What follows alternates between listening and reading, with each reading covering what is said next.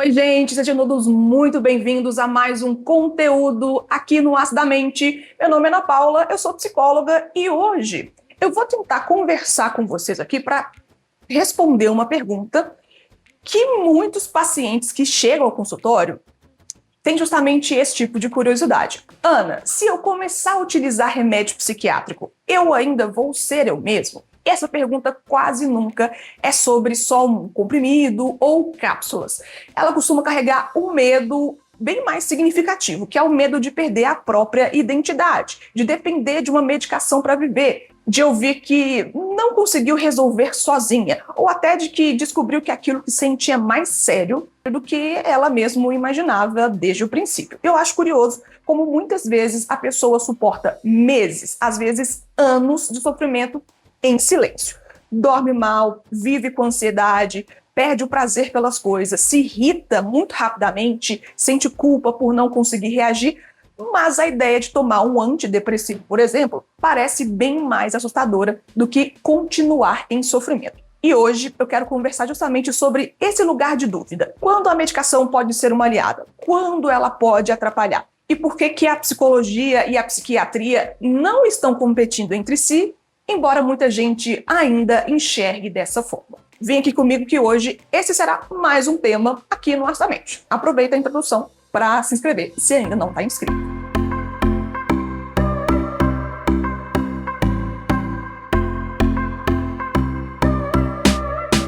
Como não poderia deixar de ser, esse conteúdo de hoje tem o apoio da Corpora, uma plataforma que ajuda nós psicólogos a profissionalizarmos o nosso trabalho, organizando atendimentos, facilitando a gestão financeira e de agenda, trazendo mais estrutura para a nossa prática no cotidiano da clínica. Se você é psicólogo clínico ou está começando agora nessa área, vale super a pena conhecer. Eu deixo mais informações aqui na descrição dessa ferramenta, que me ajudou a perceber que não é só de um bom profissional que vive um consultório de qualidade. E usando o meu cupom ACIDAMENTE, você ainda consegue benefícios e descontos na aquisição do plano Premium.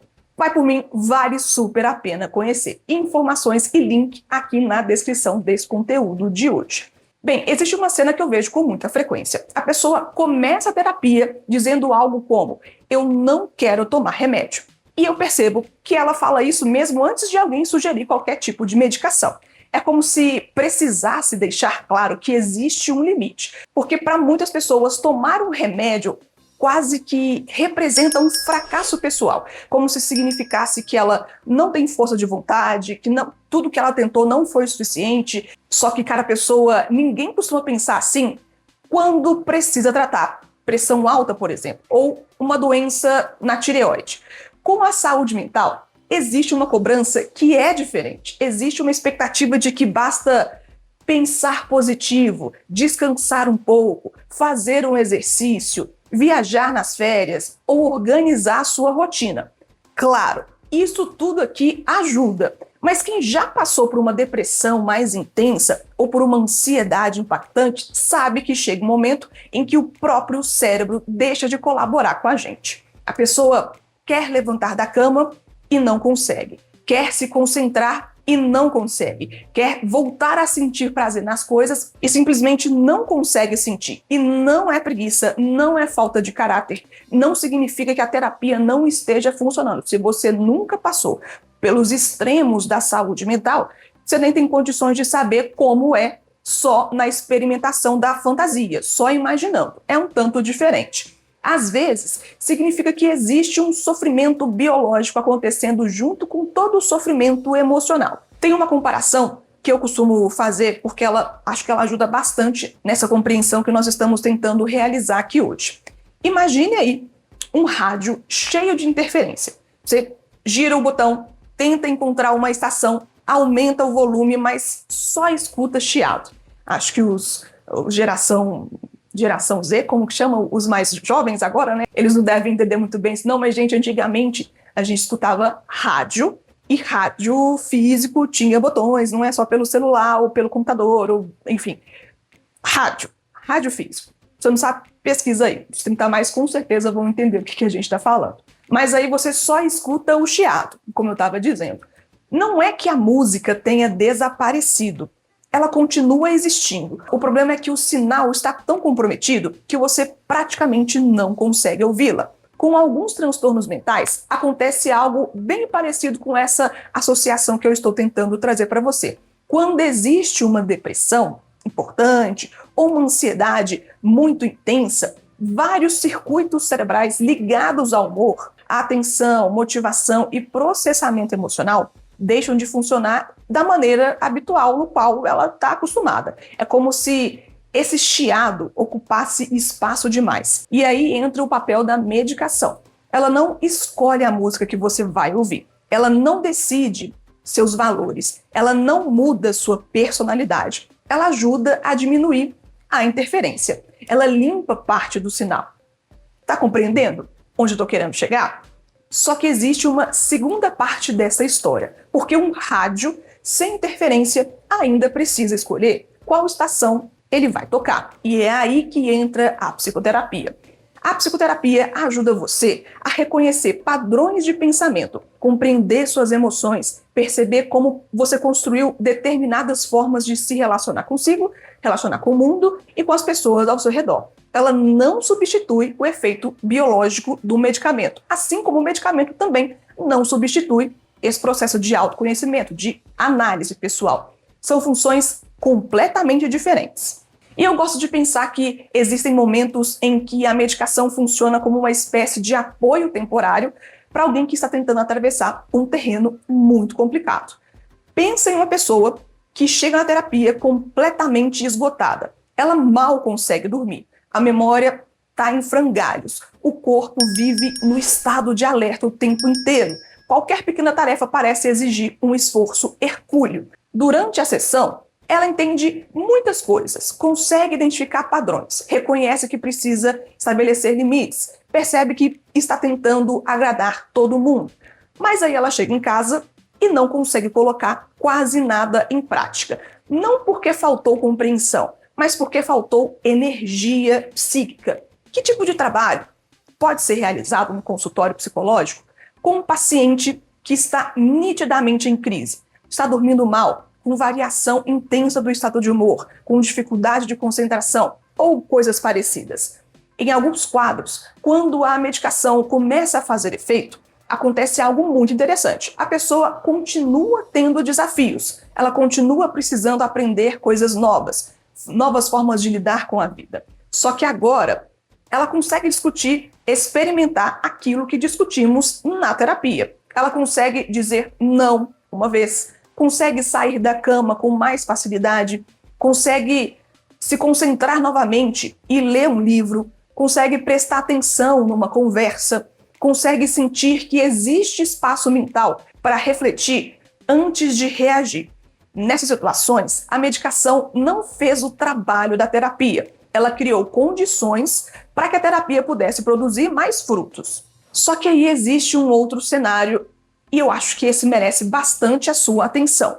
O problema não costuma ser o medicamento em si. O problema costuma ser a forma como ele é utilizado. E eu preciso fazer esse alerta para você. Tem gente que começa por conta própria porque ouviu que funcionou com um amigo. Tem gente que aumenta ou diminui a dose do medicamento sem conversar com o psiquiatra que orientou esse uso. E existem algumas pessoas que interrompem de um dia para o outro porque acredita que está se sentindo um pouco melhor, ou porque leu algum comentário na internet e ficou completamente assustado. Pessoa querida, o cérebro ele se adapta à presença de muitos desses medicamentos ao longo do tratamento.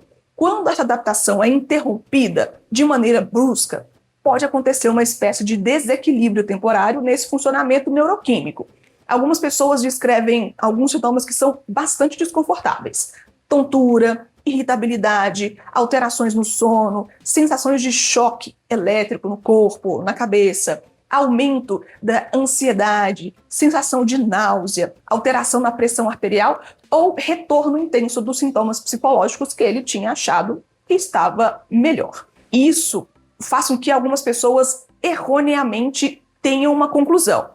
O remédio acabou comigo. O vilão aqui é o remédio, quando na verdade muitas vezes o que aconteceu foi uma interrupção inadequada do tratamento. Se o médico que estudou para isso, se especializou nisso, te deu uma orientação, certamente existe um porquê, existe uma estratégia por trás disso.